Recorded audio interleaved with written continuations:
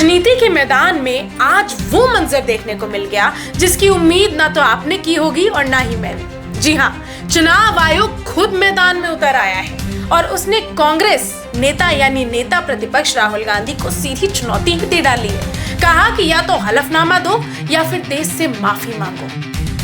हलफनामा देना होगा या देश से माफी मांगनी होगी, तीसरा विकल्प नहीं। बिल्कुल सही सुना आपने, देश से माफी मांगने को कह दिया।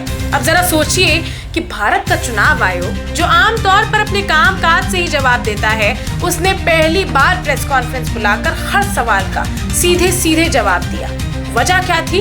राहुल गांधी का आरोप, वो भी वोट चोरी का। राहुल गांधी कह रहे हैं कि लोकसभा चुनाव में इंडिया गठबंधन जीता, लेकिन 4 महीने बाद विधानसभा में उसी महाराष्ट्र में हमारा गठबंधन साफ क्यों हो गया? कैसे अचानक 1 करोड़ नए वोटर बन गए और क्यों सारे नए वोटर सिर्फ बीजेपी के खाते में गए? क्या ये चुनाव आयोग की मिलीभगत से हुआ? दोस्तों, राहुल गांधी ने तो बिहार से वोट अधिकार यात्रा तक शुरू कर दी है। उनका दावा है कि वोटर लिस्ट से बड़े पैमाने पर छेड़छाड़ हो रही है, लोगों के नाम काटे जा रहे हैं, मुर्दा लोग वोटर लिस्ट में जिंदा कर दिए जा रहे हैं। पूरे विपक्ष ने आंदोलन छेड़ रखा है और सीसीटीवी फुटेज तक दिखाने को चुनाव आयोग ने मना कर दिया है। ये सारे आरोप प्रेस कॉन्फ्रेंस के जरिए राहुल गांधी ने चुनाव आयोग पर लगाए। लेकिन अब सुनिए चुनाव आयोग की दलील। मुख्य चुनाव आयुक्त ज्ञानेश कुमार ने प्रेस कॉन्फ्रेंस में साफ कह दिया कि ये आरोप झूठे हैं, निराधार हैं। वोट चोरी कहना संविधान का अपमान है। अगर आपके पास सबूत है तो हलफनामा दे दीजिए, वरना जनता को गुमराह करना बंद कीजिए और देश से माफी मांगिए। हलफनामा देना होगा या देश से माफी मांगनी होगी, तीसरा विकल्प नहीं। आपके माध्यम से मैं ये भी कहना चाहता हूँ, अगर 7 दिन में हलफनामा नहीं मिला तो इसका अर्थ ये सारे आरोप निराधार हैं।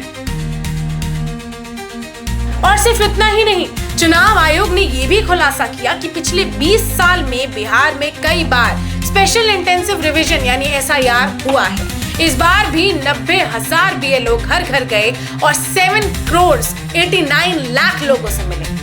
बूथ लेवल ऑफिसर हमारे बिहार के लगभग 90,000 booth level officer 7 crore 89 lakh लोगों के घर घर जाकर उन्होंने एक व्यक्ति को जहां डुप्लीकेट वोट मिले, जहां मृतक नाम मिले, वहां सुधार हुआ।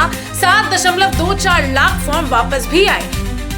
जो लोग मृत पाए गए या जो लोग घर पे नहीं थे, जिन्होंने कहा या उनके घर वालों ने कहा, या जिन लोगों ने कहा कि नहीं साहब मैं तो पहले अर्थात इसका नाम 2 जगह, ऐसे लोगों के फॉर्म वापस नहीं मिले और 7 करोड़ 24 लाख फॉर्म वापस मिले।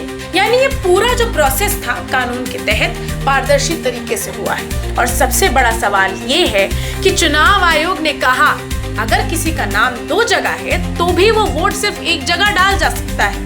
डबल वोट डालना अपराध है और उसके लिए कानून पहले से ही मौजूद है। तो दोस्तों जरा सोचिए, राहुल गांधी लगातार वोट चोरी का राग अलापे जा रहे हैं, कह रहे हैं कि भाजपा को जादुई वोट मिल रहे हैं, लेकिन चुनाव आयोग कह रहा है कि सच हमेशा सच रहता है। सूरज पूरब से ही उगेगा, किसी के कह देने से पश्चिम से नहीं।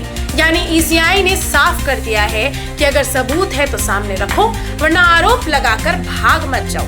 7 करोड़ से ज्यादा बिहार के मतदाता चुनाव आयोग के साथ खड़े हैं और उनकी विश्वसनीयता पर कोई सवाल नहीं उठा सकता। अब सवाल यही है कि क्या राहुल गांधी अब हलफनामा देंगे? क्या वो वोट चोरी का पुख्ता सबूत रख पाएंगे या फिर चुनाव आयोग की चुनौती के बाद उन्हें देश से माफी मांगनी पड़ेगी? क्योंकि खेल अब और दिलचस्प हो गया है। एक तरफ राहुल गांधी का वोट चोरी का अभियान और दूसरी तरफ चुनाव आयोग का सबूत लाओ या फिर माफी मांगो का रुख। जानना ये होगा कि जनता का असली भरोसा किस पर टिकेगा। क्या विपक्ष वाकई कोई ठोस सबूत पेश कर पाएगा या फिर ये सब राजनीति का एक और शगुफा साबित होगा?